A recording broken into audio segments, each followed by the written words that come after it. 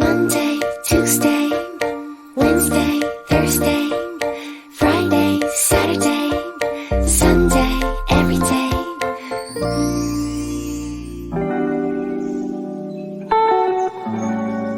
Hello dear friends, कैसे हैं आप लोग। मुझे उम्मीद है आप सभी लोग बहुत बढ़िया होंगे। तो आज के ब्लॉग में आप लोगों का बहुत बहुत स्वागत है। तो अभी सुबह का टाइम हो रहा है, परी निशु स्कूल चले गए हैं और यहाँ पे मैं जो परी के पापा सब्जी लेकर आए थे और फ्रूट्स लेके आए थे उनको मैं अलग अलग मतलब रख रही हूँ। और फ्रूट्स अभी मैं वॉश नहीं करूँगी क्योंकि फ्रूट्स बाहर ही रखे रहेंगे और इनको तो तुरंत ही वॉश करके तुरंत ही खा लिया जाएगा। क्योंकि अभी इस वक्त सर्दी हो रही है तो सिंपल बात है ना कि थोड़ा सा लगता है कि पानी से बचो। और मेरे साथ जो दिक्कत होती है वो शायद आप लोगों को पता ही होगा अगर आप लोगों ने मेरे पहले ब्लॉग देखे होंगे। एक्चुअली मैं आपको फिर से बताती हूँ कि इस वक्त ना मेरे हाथों में हो जाती है बहुत ज़्यादा प्रॉब्लम। वो बिल्कुल सुन पड़ने लगते हैं जब मैं ठंडे पानी को यूज़ करती हूँ ना, तो ये प्रॉब्लम बहुत ज़्यादा बढ़ जाती है। तो कोशिश करती हूँ कि कम ही यूज़ करूँ पानी। तो यहाँ पे जो धुलने वाली सब्जी थी जैसे शिमला मिर्च वगैरह, ये फ्राज़न वगैरह, ये सब मैंने धुल के रख दी थी और इनको अब मैं पन्नी में पैक करके, ट्रांसपेरेंट पन्नी में पैक करके इसको फ्रिज में रख दूँगी। ट्रांसपेरेंट पन्नी में रखने में ना एक फ़ायदा ये होता है कि हमें एक तो दिखती रहती हैं सब्जियाँ और आइडिया भी लगता रहता है कि अगर कोई सब्ज़ी ख़राब भी हो रही है तो हम उसे तुरंत उठा लें। और अगर कलरफुल पन्नियाँ होती हैं ना, उन्हें पता ही नहीं चलता, कई बार ना सारी सब्ज़ी ख़राब हो जाती है और मतलब ये भी नहीं पता लगता कि सब्जियाँ भी इसमें कितनी रखी हैं। तो मैंने फ्रिज में बास्केट में रख दी है और इसको मैं हल्का सा पानी है तो मैं इसको भी यहीं पे रख दे रही हूँ।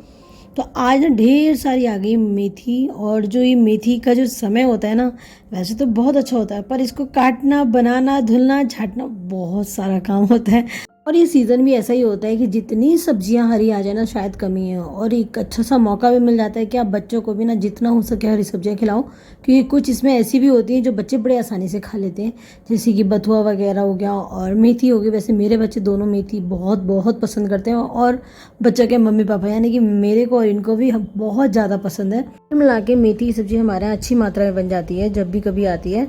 और हाँ, बस ये है कि थोड़ा सा छाँटने वगैरह का लगता है क्योंकि मेरे हाथ थोड़ी सी दिक्कत भी हो जाती है, तो कई बार ये मेरी हेल्प कर देते हैं। नहीं तो मैं कोशिश करती हूँ कि मतलब जो पत्तियाँ हैं उनको ना सूखी सूखी ही मैं काटूँ, क्योंकि अगर मैंने डायरेक्ट पूरा साबुत धुल लेती हूँ ना तो दिक्कत ये होती है कि वो ठंडी हो जाती है और ठंडे होने की वजह से मेरे हाथ में थोड़ी सी प्रॉब्लम बढ़ जाती है। तो मतलब मुझे लगता है कि अगर हम अपनी केयर खुद कर लें तो ज़्यादा बेस्ट है, किसी पे डिपेंड रहने से ज़्यादा अच्छा है कि हम खुद करें। तो मैं अपने तरीके से उस चीज़ों को देखती हूँ, तो मुझे लगता है कि बस जो हो जाए अच्छे से हो जाए और मुझे कोई दिक्कत भी ना हो, क्योंकि अगर मुझे दिक्कत होगी तो सिंपल बात है पूरा घर इफेक्टिव होगा ही होगा। और क्योंकि परी के एग्ज़ाम आने वाले हैं, मॉक टेस्ट चल ही रहे हैं, उसके बाद फिर प्री बोर्ड शुरू हो जाएंगे, फिर फाइनल एग्ज़ाम शुरू हो जाएंगे।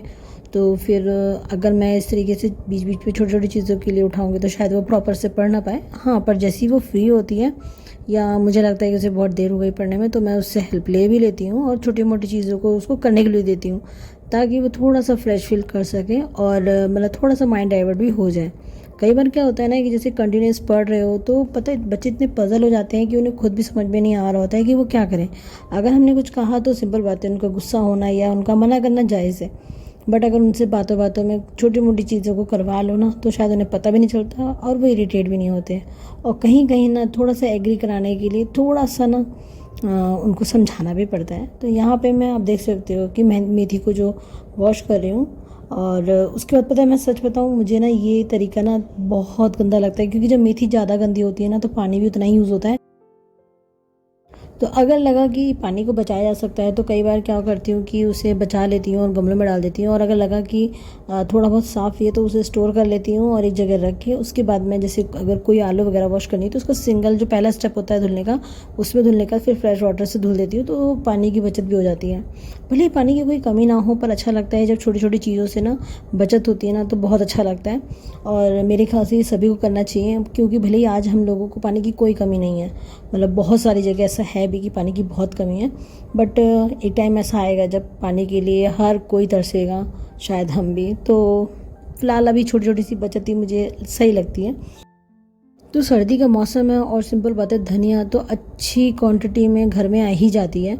और फिर लगता है कि ना इस टाइम पे ना बच्चों को जितना हो सके हरी धनिया खिलाओ, काफ़ी हेल्दी भी होती है, टेस्ट भी आ जाता है खाने में और बच्चे इसी बहाने ना हरी सब्जी, चाहे वो धनिया हो, मेथी हो या बथुआ हो, कुछ भी हो, मतलब वो खा लेते हैं। और मतलब खिलाने में ना मैं सच्ची बताऊँ पेरेंट्स का बहुत बड़ा हाथ होता है कि उनको किस तरीके से खिलाना है। अब जैसे मान लीजिए ये जो चटनी है, अब हरी धनिया सिंपल बात है, आप ना बिना चटनी या सब्जी में डाले ऐसे नहीं खिला सकते।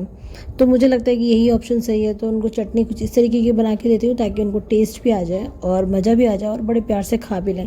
तो यहाँ पे अदरक, लहसुन, नींबू और थोड़ा सा काला नमक, हरी मिर्च वगैरह मैंने सब डाल दिए और इससे बनाने वाली बहुत ही अच्छी सी और यम्मी सी चटनी। और मैंने एक दो बार जैसे बनाई बच्चों को तो उन्हें पसंद आ गई। और क्योंकि उन्हें ना सिलबट्टे वाली पसंद नहीं आती, तो मुझे लगता है कि बस उन्हें किसी तरीके से कोई चीज़ पसंद आनी चाहिए। और मैंने बताया ना कि पेरेंट्स का बहुत बड़ा हाथ होता है, तो मुझे भी लगा था कि अगर वो लहसुन वाली जो सिलबट्टे वाली होती है अगर नहीं खाते हैं तो उन्हें इस तरीके से खिलाओ ताकि वो कम से कम ये हरी चटनी वगैरह खाएंगे, उनके शरीर में कुछ तो उसका बेनिफिट मतलब देखने को मिलेगा ही मिलेगा।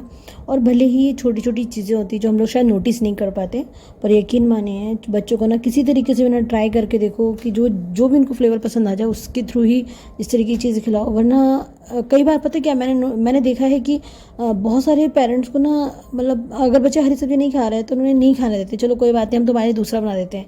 पर मेरे ख्याल से वो सब करने से ज़्यादा अच्छा है कि उनको कोशिश करो कई बार ना थोड़ा सा समझा के डांट के मतलब उनको खिलाने की कोशिश ज़रूर करनी चाहिए ताकि उनकी आगे भी आदत बन सके। धीरे धीरे अगर वो नहीं खाते ना तो उनकी आदत भी नहीं बन पाती है। और मोस्टली मैंने अपने बच्चों को ना कोशिश की है कि वो सभी सब्जियां खाएं। हाँ, एक दो जो हैं जिनके लिए मैं बहुत ज़्यादा फोर्स नहीं करती हूँ। मुझे लगता है कि अगर 10 में अगर वो कम से कम 8 भी सब्जियां खा रहे हैं ना तो बहुत है। जब भी कहीं बच्चों को ना हरी सब्जियां खिलाना सिखाना हो तो सबसे पहले अपने हाथ से खिलाना सिखाओ, क्योंकि अब अगर आप हाथ से खिलाते हो तो उनसे बातें करते हो उन्हें पता भी नहीं लगेगा कब उन्हें इन सब्जियों में स्वाद आने लगा है। तो जिस वक्त मैं खाना बनाने की तैयारी कर रही थी और भी काम कर रही थी तो उसी वक्त ही मैंने मशीन में कपड़े डाल दिए थे। तो एक शिफ्ट के कपड़े धुल चुके हैं और एक शिफ्ट के कपड़े अभी धुल रहे हैं। तो मतलब कोशिश कर रही हूँ कि मेरा काम ख़त्म होते तक ये भी हो जाए, क्योंकि साथ ही साथ काम होते रहते हैं ना तो एक पर दो काम जाते हैं और उससे सच्ची बताऊँ बहुत फ़र्क पड़ता है। हमें टाइम तो मिलता ही मिलता है और एक ये भी रहता है ना कि हम किसी भी चीज़ में या किसी भी काम में बोर नहीं होते हैं, क्योंकि हमारे दिमाग में काफ़ी सारी चीज़ें घूम रही होती हैं। उस बीच अगर हम ना भगदड़ करके या भाग दौड़ करके जो काम कर रहे होते हैं ना, अच्छी खासी ना आपकी एक्सरसाइज भी हो जाती है, क्योंकि आप चल रहे होते हो खूब कंटिन्यूस। अगर एक काम करा और बैठ गए, एक काम करा और बैठ गए ना, उससे टाइम बहुत ख़राब होता है। यकीन माने बहुत टाइम ख़राब होता है। कई बार लोग बोलते हैं कि रात में ना कपड़े धुल के फैलाने नहीं चाहिए, तो देखिए पता है वैसे शायद सही कहते होंगे और मेरे ख्याल से ऐसा शायद नहीं करना चाहिए। बट मुझे लगता है ना कि जैसा हमारे पास टाइम हो ना हम उसी के अकॉर्डिंग काम करना चाहिए। अगर हम इस तरीके की चीज़ों को देख के चलेंगे ना तो मेरे ख्याल से जो टाइम होता है ना जो हमें थोड़ा बहुत मिल जाता है वो भी शायद मिलना मुश्किल हो जाएगा। और कई बार कंडीशन होती है ऐसी। अब जैसे मेरे साथ इस वक्त ये दिक्कत है कि अगर मैं ज़्यादा पानी में हाथ डालती हूँ तो मेरे हाथ में प्रॉब्लम होने लगती है, पर मुझे उसी हिसाब से ही काम करना होता है। शाम के टाइम पे पता मुझे ये फ़ायदा क्या होता है कि मुझे हाथ सेकने का प्रॉपर टाइम मिल जाता है। अगर मैं मॉर्निंग में धुलती हूँ जिस वक्त कपड़े, उस वक्त हाथ ऑलरेडी ठंडे इतने हो रहे होते हैं और फिर क्या होता है कि मेरे हाथ में प्रॉब्लम और भी बढ़ती चली जाती है। तो सिंपल बात है कि उस वक्त किसको मैनेज करना होता है, मुझे मैनेज करना होता है। तो मुझे फिर इस बात का बिल्कुल भी अफसोस नहीं होता कि मैंने कपड़े रात में धुले हैं या दिन में धुले हैं। मुझे लगता है कि बस मुझे अपने आप को रिलीफ देना है तो कुछ तो सोचना ही पड़ेगा। और कई बार क्या होता है कि जैसे मान लिया हस्बैंड ने भी मदद करी मेरी कि वो कहते हैं कि तुम कपड़े मत निकाला करो, मैं निकाल दूंगा मशीन से या मैं धुल दूंगा, या जो भी हाथ से धुलने वाले छोटे मोटे वो मैं धुल दूंगा। बट मुझे लगता है ना कि किसी पर डिपेंड नहीं रहना चाहिए। भले वो मेरे हस्बैंड हैं, वो मेरी मदद करना चाहते हैं, अच्छा लगता है, बट वही होता है ना कि हम किसी के ऊपर कब तक डिपेंड रहेंगे। तो कोशिश करती हूँ कि मैं अपने आप कर लूँ, उसके अलावा अगर मदद मिल जाती तो ये तो और भी अच्छी बात है। तो बच्चे यहाँ पे भी पढ़ रहे हैं क्योंकि परी के अभी मॉक टेस्ट चल रहे हैं, और यहाँ पे अभी मैं साथ ही साथ ना बथुआ भी साफ़ करती जा रही हूँ, क्योंकि मुझे अभी जो मैं घी के बना के आई थी तो वो गर्म था काफ़ी। तो मुझे फिर लगा कि पहले उसे ठंडा होने देना चाहिए, उसके बाद फिर मैं मतलब किचन में दूसरे काम भी कर लूँगी। और चलते फिरते मैं यहाँ पे बथुआ भी साफ़ करती जा रही हूँ, क्योंकि बथुए को भी साफ़ करके मुझे अभी धुलना है और उसके बाद फिर मैं इसे उबाल के मैं रख दूँगी। मतलब बाहर ही रखे रहने दूँगी, क्योंकि अभी ठंडा मौसम हो रहा है। सुबह मैं आटा गूँधूँगी, क्योंकि अभी आटा गूँध के रखने से भी कोई फ़ायदा नहीं होगा, कि जो उसकी फ्रेशनेस है वो चली जाएगी और वो मतलब थोड़ा सा टाइट भी हो जाएगा, जो कि मुझे सुबह थोड़ा सा प्रॉब्लम करेगा। तो इसे मैं अभी ऐसे ही साफ़ करके धुल के उबाल के रख दूँगी। तो काफ़ी सारा मेरा बथुआ आप देख ही सकते हो कि साफ़ ही हो चुका है।